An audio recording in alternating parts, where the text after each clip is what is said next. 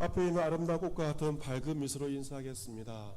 여러분 한 주간 살아오시느라 참 많이 힘들었을 것입니다. 그래서 우리 성도들 한 주간 저마다의 전투를 치르고 오게 되었는데 한번 보시면서 입술이 부르트지 않았는지, 눈에 핏줄이 터지지 않았는지 한번 보시고, 우리가 사랑의 마음을 가지고 인사할 때, 우리가 오늘 찬송도 주님의 손 아닙니까? 우리 손을 잡을 때 이 손이 주님의 손이 되길 원하는 마음으로 따뜻한 우리 손을 부여잡고 인사할 때, 첫 번째 인사말은 믿음으로 승리하십시오 하시면서 인사하겠습니다. 믿음으로 승리하십시오. 네, 믿음으로 승리하십시오. 한 번 더 인사할 때 환절기에 건강하십시오 인사하겠습니다. 환절기에 건강하십시오.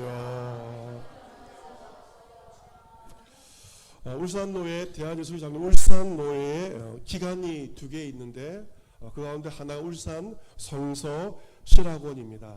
울산노회 사역자들을 키워내는 일을 감당하고 있는데 몇 해 전에 이사회가 구성이 되었습니다. 실학원 운영을 돕기 위한 이사회가 구성이 되어서 제가 이사회의 서기가 되었습니다. 이 서기가 이사회 소집을 위해서 연락도 하고 회의록을 작성하는 그 일을 해야 되기 때문에 이제 회의록을 사야만 했습니다. 노회에서 감사를 받기 때문에 일을 해야 되는데 교회 주변에 사무기 이제 회사가 있습니다. 제가 지나가다 보니까 여러 업체에 납품하는 그런 곳이어서 저기 가면 회의록을 살 수 있겠구나 생각을 하고 거기 갔습니다. 회의록이 있습니까? 물어보니까 어떻게 답을 했을까요? 회의록이 없습니다. 깜짝 놀랐습니다.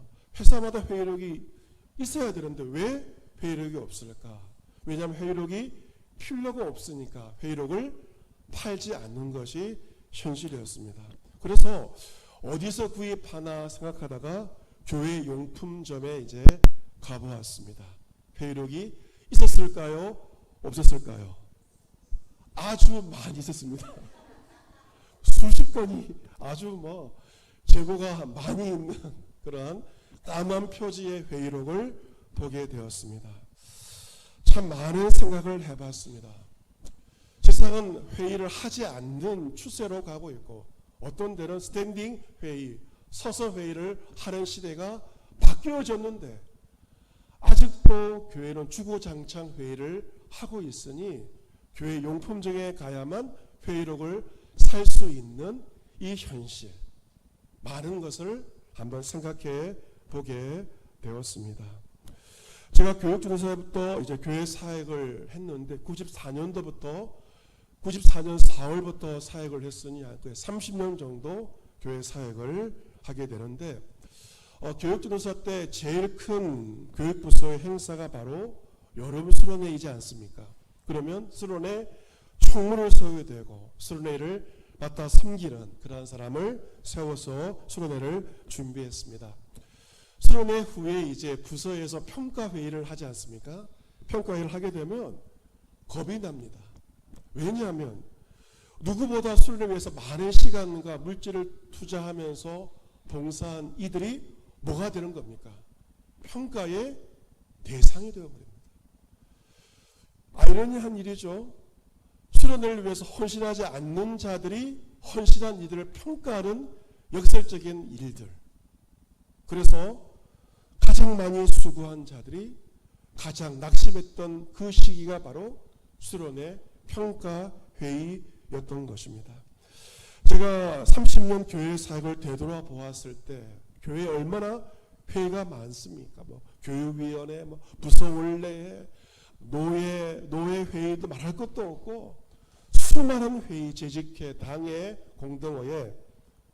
그런데요, 한번 되돌아보니 그 회의를 해서 좋았던 적은 단 한 번도 없었습니다.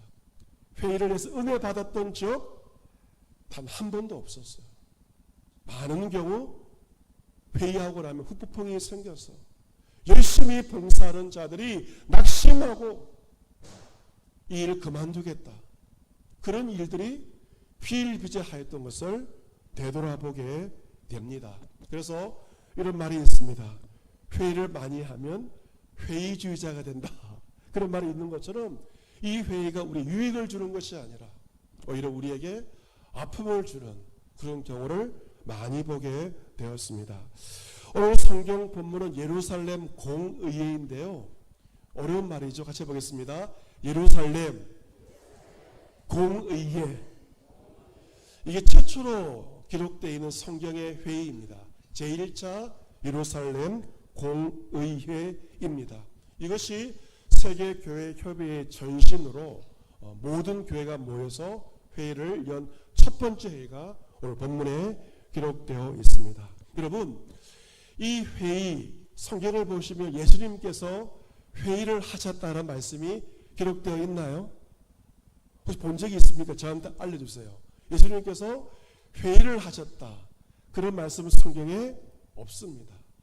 말씀을 가르치셨다, 기도를 하셨다, 신방을 가셨다, 이런 것은 성경에 기록되어 있지만 예수님께서 제자들과 회의를 하셨다는 것은 성경에 저는 보지 못하였습니다. 여러분, 이 교회의 회의는 예수님이 만드신 것이 아니라 누가 만든 것입니까? 사람이 만든 것이고 교회의 성도들과 사도들이 이 공의회를 만든 것입니다. 그렇다면 왜 첫 번째 회의가 세워지게 되었을까? 이유가 궁금해집니다. 지난주 본문 말씀을 통하여 사도 바울과 바나바는 1차 선교 여행을 어려움 가운데 다 마쳤습니다.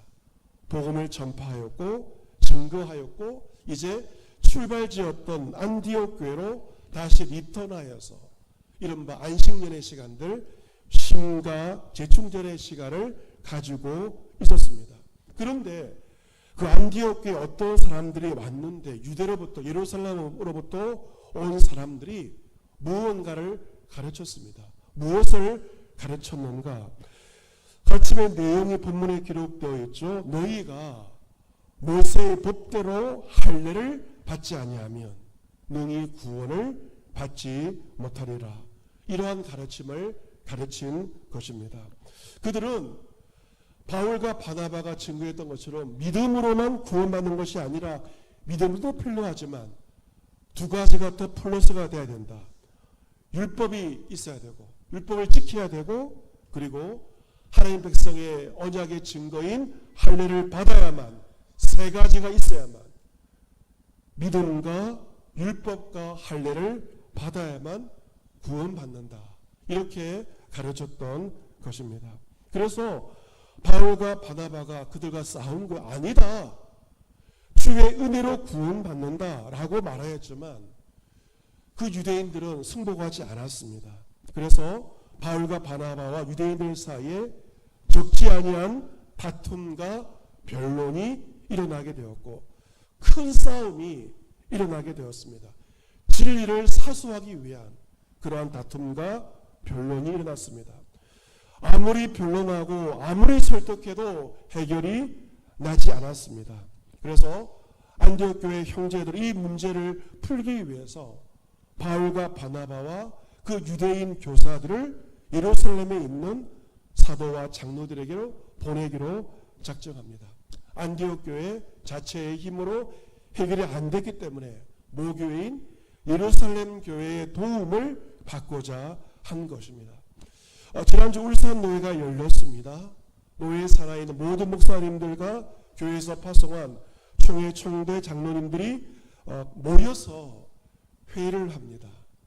각 교회의 형편을 살피고 어려움이 없는가, 문제가 없는가, 그 문제를 해결하기 위해서 노회로 모이던 것처럼 2000년 전에도 안디옥 교회와 예루살렘 교회 목회자와 장로들이 모여서 모인 첫 번째 회의가 예루살렘 공의회였습니다.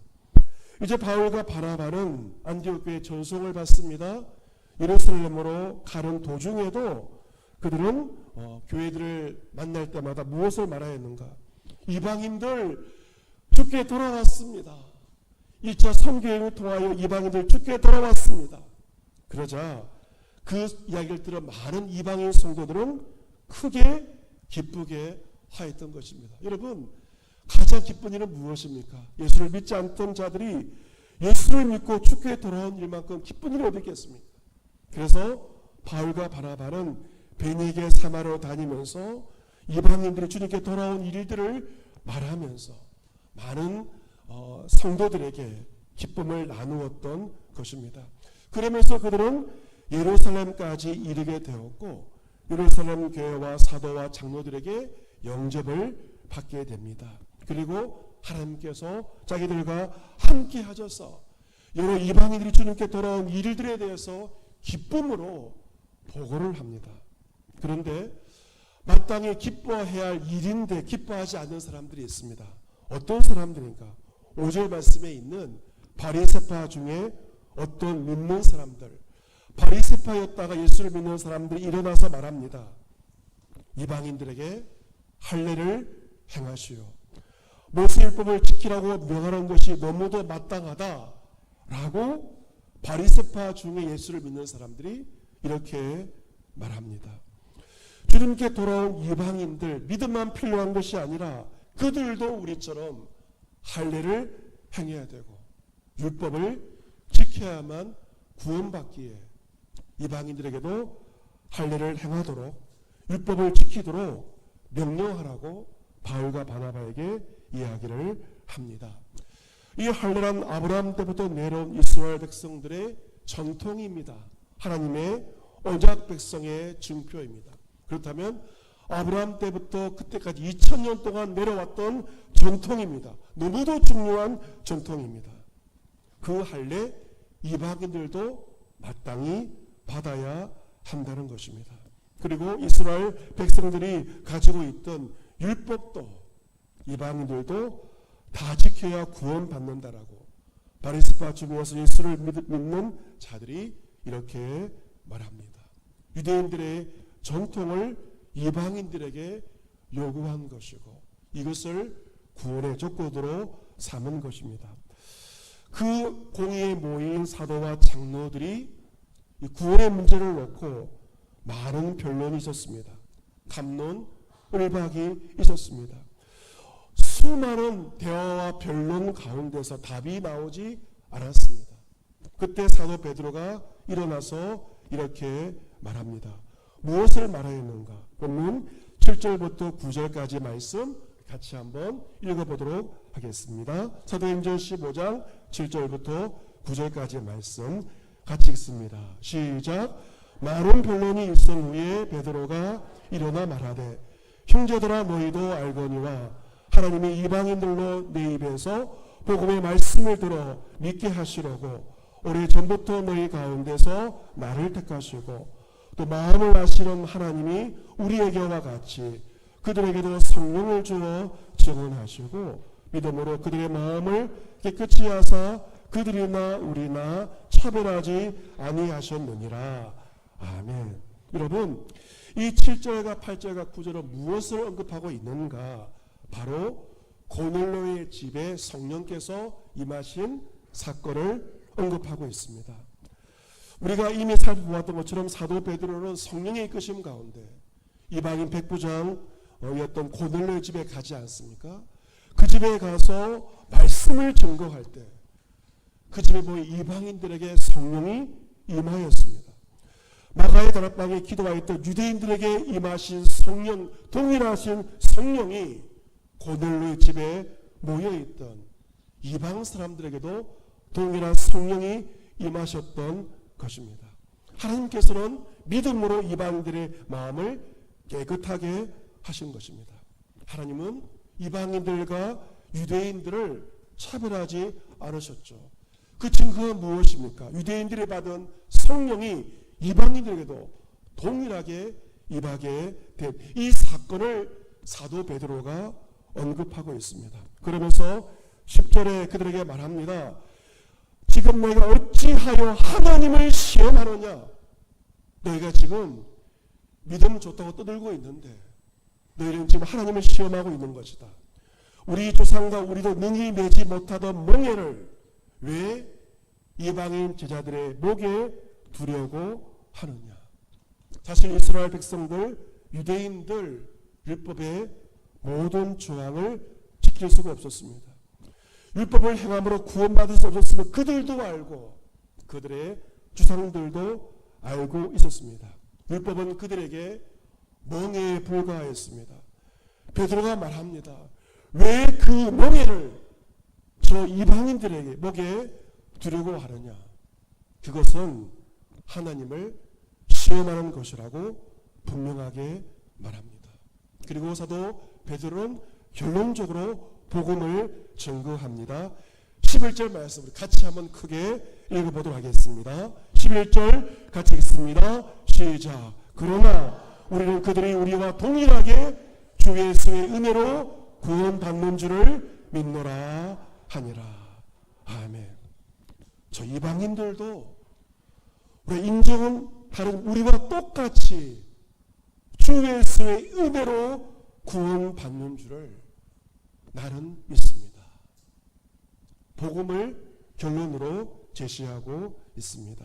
여러분, 예루살렘 공의회는 이방인들의 구원의 문제에 대해서 논쟁이 생겼습니다. 다툼이 생겼습니다. 하지만 그들은 그 논쟁 상황에서 다수결로 표결하지 않았습니다. 투표하지 않았습니다.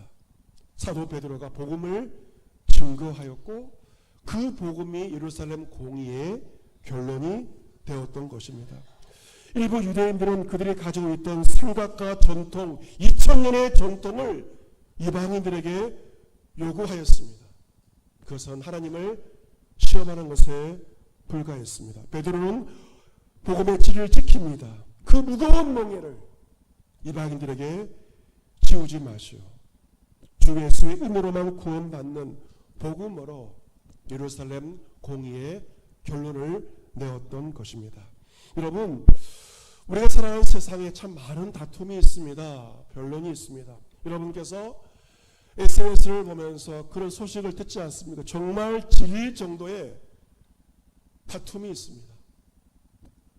부모와 자식이요, 재판정에서 싸우고 있고 서로의 치부를 부모와 자식이 재판정에서 말하고 있어요. 형제와 자매가 싸우고 있습니다. 세상만 그렇습니까? 그렇지 않습니다. 교회에도요. 다툼이 있고 변론이 있고 논쟁거리가 있습니다. 여러분, 우리의 생각이 다 다릅니다. 나의 생각과 전통을 절대화하면 아무리 회의를 백날 천날 한다 하더라도 답은 나오지 않고 우리는 지쳐만 가는 것입니다. 저 울산도에서 지난 3년간 재판국이 있는데 재판국에 서기로서 3년간 시간을 보내게 되었는데 이 노예 재판국은 각 교회에서 가지고 온 재판을 맡아서 재판하는 그 일을 감당합니다. 제가 참 얼마나 3년 동안 부담이 되었는지 저의 기도 제목은 한 가지였습니다. 3년 동안 제발 노예의 재판이 없게 하옵소서. 그 재판하면 재판국 서기가 모든 재판을 준비해야 됩니다. 그러면 수십 번 모여야 되고요. 회의를 하고 그 재판을 해야 되지만 대부분의 경우 노예 재판으로 끝나지 않고 불복하고 총회 재판국에 올라갑니다. 총회 재판국도 절차가 있죠. 그래도 승복하지 않습니다. 그러면 결국 지상재판으로 1심, 2심, 3심으로 오랜 시간 동안 재판이 이어지는 것을 보게 됩니다. 그 과정에서 교회와 성도는 만신창이가 되어버리는 그 일들을 너무도 많이 봐왔기 때문에 3년 동안 교회 노예 재판이 없게 하옵소서 기도했는데 다행히 3년 동안 재판이 없었습니다. 이번이 서기 마지막 해였는데 그 빈 공간을 보면서 저만 좋아한 것이 아니라 많은 노예원들이 기뻐하시더라고요. 너희가 평안하게 3년 동안 마친 것에 대해서 많은 노예원들도 동일한 마음으로 기뻐하였습니다. 여러분, 회의를 할 필요가 없다는 말은 아닙니다. 회의를 할 수밖에 없는 상황이 주어집니다. 중요한 것은 무엇입니까? 사람의 생각으로 변론이 끝나는 것이 아니라 그 회의의 결론이 예수 그리스도의 복음이 결론이 되어야 한다는 것입니다. 각자의 생각으로 백날 천날 모여도 답은 나오지 않아요. 복음이 결론이 되어야 될 때 그 복음과 주의 사랑만이 모든 문제의 정답이요 해결책이 되는 줄로 믿습니다. 그래서 2장 말씀에 사도 바울이 복음을 이렇게 우리에게 전하고 있죠. 다시 여러분에게 복음에 대해서 다시 말씀을 드립니다. 전에 우리가 우리 육체의 욕심을 따라 지내며 육체와 마음이 원하는 것을 하여 다른 이들 같이 본질상 진노의 자녀, 이것이 우리의 과거의 모습, 본질상 죽을 수밖에 없는 진노의 자녀였습니다. 하지만 긍휼이 풍성하신 하나님이 우리를 사랑하신 그 큰 사랑을 인하여 허물로 죽은 우리를 그리스도와 함께 살리셨고 우리는 은혜로 구원을 받았습니다. 너희가 은혜와의 믿음으로 말미암아 구원받았으니 이것이 너희에게서 난 것이 아니요 하나님의 선물이라. 우리는 복음의 선물, 은혜의 선물을 받은 자입니다. 여러분, 우리가 교회에서 회의를 하거나 그리고 봉사를 하면서 다툴 때가 있습니다. 하지만 그때 우리 잊지 말아야 할 것은 그럼에도 불구하고 우리에게 공통점이 있다는 것이죠. 은혜로 구원받은 주의 백성, 우리 주님을 사랑하는 자들이고 주의 교회를 사랑하는 자들이다. 우리의 생각이 다를 수 있지만 공통점이 있다. 그래서 바로 우리가 가지고 있는 복음이 같다는 것을 잊지 말고 다른 점보다는 우리가 가지고 있는 같은 점에 대해서 우리는 꼭 기억을 해야 하는 것입니다. 왜 우리의 삶 속에 이러한 다툼과 분쟁이 끝나지 않는가? 한마디로 말씀을 드리면 복음이 없기 때문에, 복음의 능력이 사라졌기 때문에 그렇습니다. 무엇으로 우리의 삶의 다툼과 분쟁을 해결할 수 있는가? 답은 하나밖에 없습니다.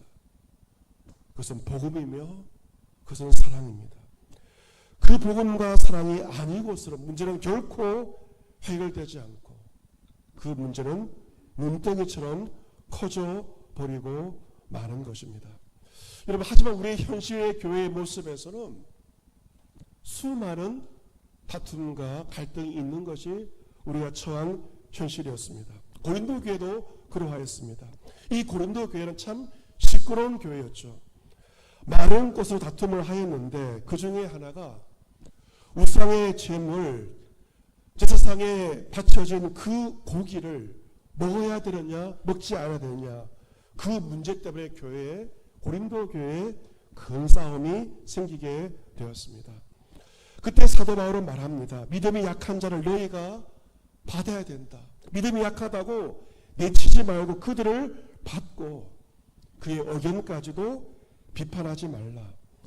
어떤 사람은 모든 것을 먹을 만한, 고기를 먹을 만한 믿음이 있고 어떤 사람, 믿음이 약한 자는 그 고기를 먹지 못하고 채소만 먹는 것이다.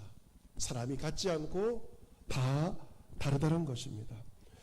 먹는 자는 먹지 않는 자를 업신여기지 말고 먹지 않는 자는 먹는 자를 또한 비판하지 말라.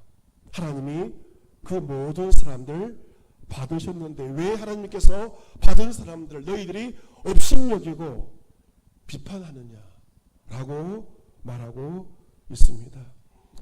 또한 바울은 말합니다. 우리가 정말 힘써야 할 것은 무엇인가? 그리스도께서 대신하여 죽으신 형제를 이 음식을 먹느냐 먹지 않느냐 그 문제 때문에 망하게 하지 말라. 너희가 지금 죽도록 싸우고 있는데 왜 너희가 논쟁하면서 그리스도가 대신하여 죽은 그 형제를 망하게 하느냐, 죽이게 하느냐, 죽이느냐 라고 말하고 있습니다. 우리 정말 힘써야 할 것은 무엇입니까? 우리는 화평의 일과 서로 덕을 세우는 그 일을 힘을 써야 된다. 음식으로 말미암아 하나님의 사업을 무너지게 해서는 안 된다. 정말 본질은 바로 화평의 일과 덕을 세우는 일인데 어떻게 보면 사소한 일들 때문에 형제를 망하게 하는 그 일을 해서는 안 된다라고 분명하게 말하고 있습니다. 갈라디아 5장 13절 이하의 형제들아 내가 자유를 위하여 부르심을 입었으나 그러나 그 자유 육체의 길을 삼지 말고 오직 사랑으로 서로 종로로 타라.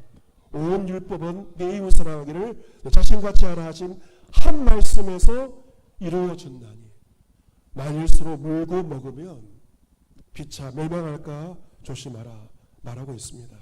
사랑하는 성도 여러분, 율법의 핵심과 표적은 할례가 아니에요. 할례는 본질이 아닙니다. 그 당시 안디옥 교회에 침투한 거짓 교사들은 할례를 가장 중요한 것으로 여겼지만 복음은 그렇게 말하지 않습니다. 율법의 핵심이 무엇인가? 복음은 이웃 사랑을 내 자신같이 하는 그것이 바로 율법의 핵심에 대해서 말하고 있습니다. 우리가 말씀을 따라 산다는 것은 한마디로 말한다면 사랑으로 서로 종노릇 하는 것입니다. 아무리 신령한 척 말을 하여도 사랑으로 서로 종노릇하지 않는다면, 이웃을 내 자신처럼 사랑하지 않는다면 그 사람은 말씀을 잘 모르는 초보자에 불과하다는 것입니다. 모든 성경 말씀은 이웃 사랑을 내 자신같이 하라 하신 이 한 말씀에 이루어졌다는 것입니다. 말씀을 따라 산다는 것은 가장 가까이 있는 늘 만나는 형제와 자매를 내 몸처럼 사랑하고 사랑으로 서로 종노릇 하는 것입니다.